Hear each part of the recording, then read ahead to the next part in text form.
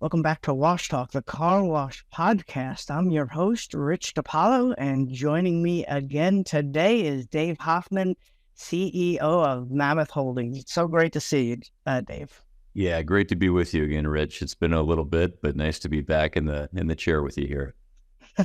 Well, we appreciate you taking some time and wanted to catch up with you, Dave, on the year that was 2023. We're sitting here just a few days out before the new year, and wanted to catch up with you on how Mammoth Holdings did this year and kind of plans for the future. So as 2023 nears its end here, Dave, what did the company achieve towards its stated goals when the year started? And were there any objectives that were not met? And if so, why? Yeah.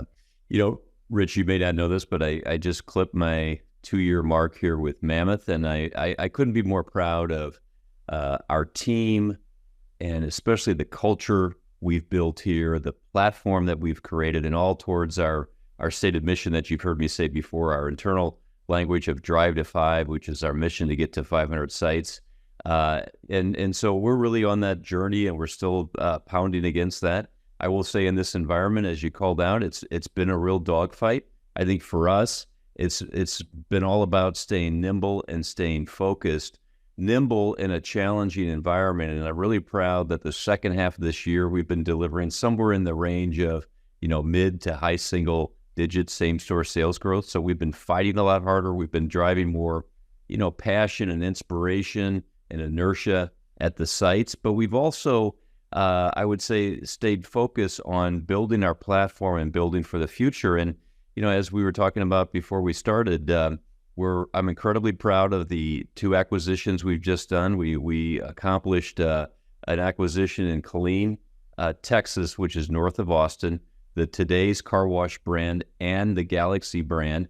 That brings us to 9 sites in that marketplace. As you know, I moved our headquarters a while back to Dallas. I've always wanted to make Texas a cornerstone of our portfolio, and this is our first toehold into this market. We've got a number of sites we continue to look at on the M&A side, but also on the greenfield side. And, as we sit here today talking, Rich, we sit at 132 sites across the country. And look, by the time we get through all of our greenfields in the next 30 to 60 days, I see us somewhere between 140 to 150 units. So, again, a challenging environment. We've learned how to fight a lot harder in this environment, but I like the trajectory that we're on right now.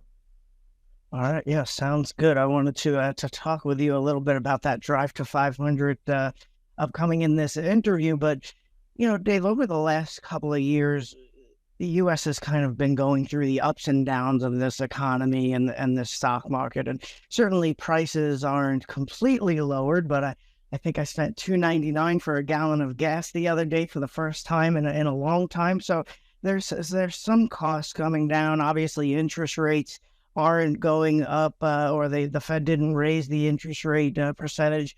It stayed steady, and obviously unemployment. We look at those numbers, so the economy seems to be doing okay. But certainly there were some challenges this year for business owners, specifically in growth markets such as car wash. Right, so.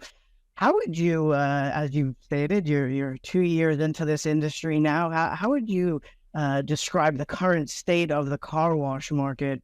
And then as a follow-up, how did the current state of the car wash market and the macro U.S. economy affect Mammoth Holdings' growth at all this year?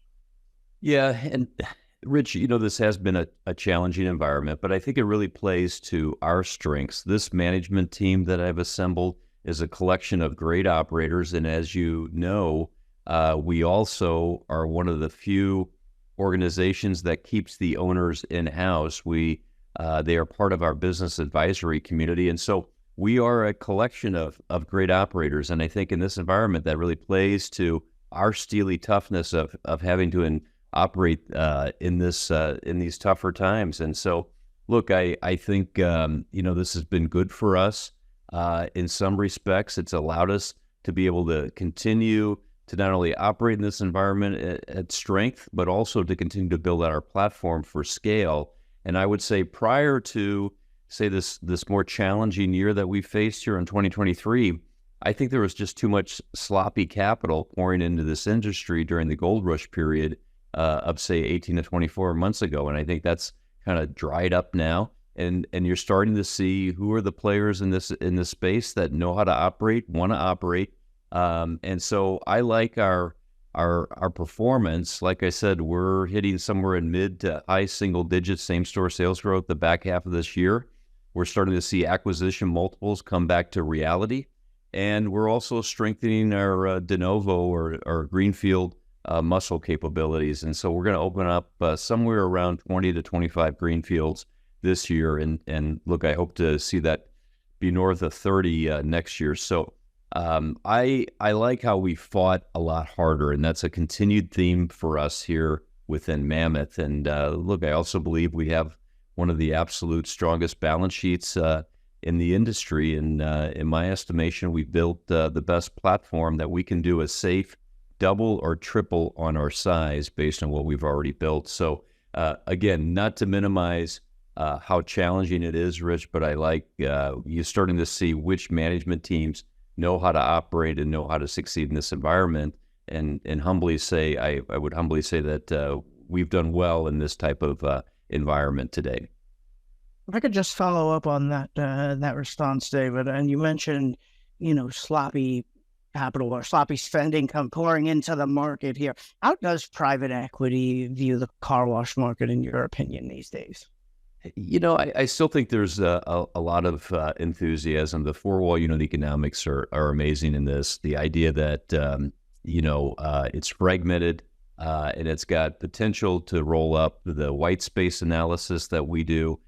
Look, our thesis on this is based on our GIS white space analysis tool. There's still another room for another 8,000 washes across the U.S. in addition to all of the M&A. So I think private equity or investors or whatever are still very bullish on this sector. However, what I think has changed is this idea that I could just throw money in here. I just have to be able to build or buy. That has really changed, right? The days of waking up and seeing double-digit same-store sales growth without doing anything is much different. We've had to fight a lot harder, for each and every customer visit. So I think now it's about who actually knows, who has the passion, who knows how to run these washes, who knows how to operate in a challenging environment. Have you seen these cycles before? And I think that's where the differences come in is people are more discerning on how they place their bets on what organizations to succeed in this particular environment. One thing private equity loves is the subscription-based model. Certainly in my line of work and in magazines and media, subscriptions is old hat, right? It's been for decades and decades, people are used to paying a subscription to receive something like a magazine, but for a car wash, it's been a bit newer here, right? So with these ups and downs of the economy, Dave, I'm curious, Mammoth now operates 130 plus locations, right? So what have you noticed about wash membership specifically at your company? How has it been affected in 2023 with these headwinds? Have customer demands or expectations changed at all this year? Yeah, and you're right, Rich, on your first statement about subscription. I would say it's not recession-proof, but definitely recession-resistant. And for us, club membership is really one of our strengths, and we've grown club membership this year to the tune of double digits. So we're excited about that. Our batting average, or that's our internal term for conversions, converting the non-club members on a regular basis to club members. It's been the highest in our history. And so we've been heavily focused on that. Again, I will give all the credit to our ops team, what we're doing with our incentive structure down at the sites, fighting a lot harder. We've come together as one Mammoth. And so there's, the big part of this is what the site managers, the field teams, the ops teams, they're doing incredible work for us. But I think the other nod that I would give is you've heard me talk about our data analytics team, our marketing team. And so the digital marketing playbook that we've put in place has really helped with that stickiness of those consumers. And so, our CRM strategy is about converting more customers. And look, for us, we've spent a lot of time understanding who our customer is, segmenting those customers, and then understanding their needs, and then engaging them, Rich, with content and offers that we think matter to them most.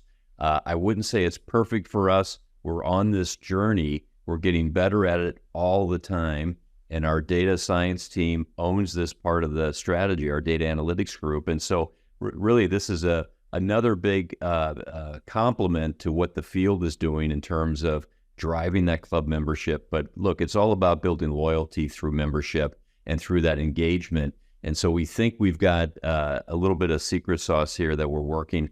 But this coming year is another big investment. And I just walked out of our budget meeting just recently about investing more in our CRM capabilities. But I like what we're doing here. And I like, again, how we're fighting harder at the site for each and every customer and each and every visit. Yeah, and you certainly have experienced operators on your team who can define what operator excellence is and what's important to the customer. Dave, I want to jump back into to Mammoth's growth strategy, if I can, with these next few questions here. 2023 saw a convergence of money was harder and more expensive to obtain to buy a car wash, now valued in the multi-millions to buy a good, well operating car wash. But also the car wash industry so small that people who were interested in selling their car wash business, they have friends who sold a couple of years ago and heard what they were getting for their car wash, the multiples they were receiving maybe weren't so high in 2023. I'd imagine that a lot of sellers might have been uneasy or even on the fence of if they wanted to even pull the trigger and sell their business in hopes that they might get a higher valuation in the future. So what did you hear from sellers in 2023? Were sellers less eager to sell their businesses? And if so, what factors outside of the ones I just mentioned contributed to this hesitance? Yeah, I think everybody's adjusted to the new reality that we're in today, and I can only speak for us. I've seen multiples come maybe back down to more realistic expectations, but really for us, it's not just about any acquisition, but finding the right match, and that's why the acquisition in Killeen, Texas, for us of today's and Galaxy was the right match. Tyler and Lisa Fernie are amazing operators that ran and built today's car wash. They've got a great track record in the community. They built great culture, and they've just got really good values. And we thought, again, as opposed to just going after anything, we felt like it's important to make sure that we bring in the right people and the right DNA into this organization. And after we signed that deal, this is what makes us a bit unique and why, we're not for everyone. It's about an operator who wants to continue to build and grow for us. So right after that acquisition, this past week I was in Tyler's office, and him and I are laying out the chessboard, Rich, and we're going through where he's going to continue to build sites for us in that area north of Austin. And so we're going through all of that, and he's excited to continue to build and grow for us. And I'm excited to be able to tap into his experience within that marketplace. So again, it comes back, I think, for us, Rich, which, may be different for others. It's not about doing an acquisition because we can or because it was priced right, but targeting key markets for us that we want to go into, where we think we can go in hot, we can build a moat, we can fortress ourselves off. And so that was really important to us. Look, like I said, I think acquisition multiples are coming back to a more realistic level within this environment. And I think that sort of ebbs and flows with, coming out of what I call that gold rush period and what we're into today. But I think now people are being more realistic, and they're saying, okay, who do I want to bet on? If I'm an operator, who do I believe is going to succeed in this? And again, for us, it's about the operators have the potential to roll in equity into what we're doing here, and then to continue to get a second or third bite at the apple with how we want to grow and scale. And so, the last thing I'd mention, Rich, is you may have saw the announcement. We have raised about $550 million of growth capital that we can tap into from two great partners, Oak Hill and BMO. So we have been trying to work to set ourselves up into a position to be able to scale this organization. And whether that's through M&A or that's greenfield, we think we have the potential to do both of those going forward. So exciting for us as we go into 2024. Yeah, certainly that's one thing that didn't wane at all in 2023 is the excitement across the industry and how great of an industry this is and how all these changes are shaping the future of it are just amazing and great, right? So, let's talk about that greenfield development plans for a second here, Dave. We just posted something on carwash.com not too long ago about Silver Star opening up a new de novo location in Fargo there. So, what can you tell me about the greenfield development plans for Mammoth in these next couple of months here? Yeah, really proud of the Silver Star brand now that you've mentioned it, and great development partners. That area is led by Andrea Vitos, our great director of operations up there, and then our founders, Dan Nelson and Brian Slama. Great developers for us under the brand Midwest Fidelity Partners. Again, perfect example. I think we just opened up, I should know this, site number 6 in Fargo. So again, we go in there hot, go into these markets and want to moat, build, and fortress ourselves off. But, as you know, Rich, we've always been known as a great M&A organization. When I got here, I felt to be a really solid, well-built, balanced organization, you had to do both M&A and greenfields. And so we've worked incredibly hard to build out our greenfield capability. A lot of stop, starts, and fits, but we're on the right track.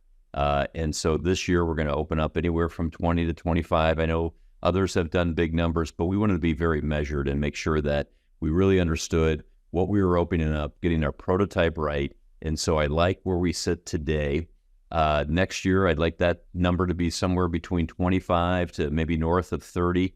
But again, this is all consistent with what I call our long-range planning algorithm, which every year I want us to be somewhere in that 20 to 30% of our portfolio is going to come from new unit growth. But again, it's about us being able to do both. I wanted the toolbox to be able to go into a market like Texas, either lead with M&A and then complement and fill in and densify with greenfields, or go in, and we're doing this in other markets, lead with greenfields and then follow up with, a smart M&A that helps us densify. So being able to do both, I think, really makes you a much stronger, better organization if you can be able to pull both of those levers. And we've worked incredibly hard to put ourselves in a position to do both of those going forward. Yeah, and you threw out the number 500 locations as a long-term goal. We don't even have an operator in this industry that has 500 locations yet, right? So what is that part of a 10-year plan, or do you have kind of in your mind, if things break right, when that drive to 5, that party celebration will be planned for? Well, Rich, I great question, and I'm not going to let you pin me down, but, I'm going to be more on the aggressive, optimistic side of this, that we're going to get there sooner rather than later. So we're working hard to drive against that and build a platform. And like I said, we've built what I believe is a great platform that can easily today do a safe double or triple on our size today. But look, a lot of things have to fall into place too on the M&A side of this. But I'm starting to see, I think there's going to be more mergers of equal, more consolidation with this within this industry. But again, we just want to be the best Mammoth today and make sure that we do all the right things in the marketplace. We do what we say with the owners that join us. We create a great culture. We take care of their people that join us, and we have opportunities for their career growth. So it's, again, it's not just about going after a number, but really building a great organization, a great culture that the people and the owners are proud of. Sounds good. Well, I hope you don't mind me going for that answer, but fair enough. And I look forward to receiving that press release when you do get to that 500 mark. But Dave, you mentioned in a previous interview that your team, and it's obviously a well-accomplished team that you have over there at Mammoth Holdings, that you guys believe in using analytics to support, quote unquote, big ideas of where you're building and buying. Are there any specific regions or areas of the country for growth that pique your interest most as we head into 2024 here? Yeah, it's another great trap question, Rich. I give you credit. So I'm not going to say the specific markets, but obviously Texas, I'm very bullish on as well because we just went into that market as well. But I would say, look, we're making these decisions in a very purposeful way. You heard me earlier talk about moat building and fortressing ourselves off. So again, densifying to me is the name of the game. And one of the things that we've done on our platform, and I could talk about so many things around digital marketing to our back of the house is highly sophisticated on the financial and the analytics side of that, and what we're doing with our data science team and all of our data is in Snowflake, and we're getting the reports in real time out of Tableau. So many great things, but the one I want to brag about right now, which was led by one of our owners, Chris Presswood, is our GIS tool, and so the GIS tool is what we call our white space analysis tool. We've been working on this for 15 months. It's proprietary. We didn't buy it off the shelf from anyone. We've worked with a company. I could tell you a whole bunch of things that went into this, but it does a rank order for us, Rich, on really giving us a beauty score on the markets that we want to go into. And that's why we went into Killeen, Texas, again, north of Austin, and why we made such a big bet on those two acquisitions of the Today's brand and then the Galaxy brand. But look, this tool is going to help us not only on the greenfield side, but the M&A side, helping us pick better dirt, make smarter decisions, and really get sort of micro-focused on the markets that we want to pursue and own. So love the aspect of what this is doing for us. And, this tool, again, when I mentioned up front that, based on what we see that this country can support an additional 8,000 units of new growth going forward. So whether that's going to be realized or not, I think that's going to be for all of us in the industry to pursue. But I'm extremely bullish on the long-term thesis of this sector and the growth opportunities, not only just on the M&A side, but also on the greenfield side. And again, I think this is a great growth algorithm. I'm excited about how we're using this tool to make better decisions on the greenfield and the M&A side, and how we're actually going after specific markets that we think we can own and build a fortress around. So excited about that, and we'll keep you posted on how we continue to build out this platform going forward. Sounds good. It wouldn't be much of a secret sauce if you let out all your secrets, right, Dave? So we'll just have to stay tuned and follow up in 2024. Certainly appreciate you taking some time to do this podcast interview with me here today, and I look forward to catching up with you in 2024, Dave. Yeah, sounds good. Happy holidays, Merry Christmas, Rich. Look forward to seeing you next year as well. Thank you, Dave. Happy holidays to you as well.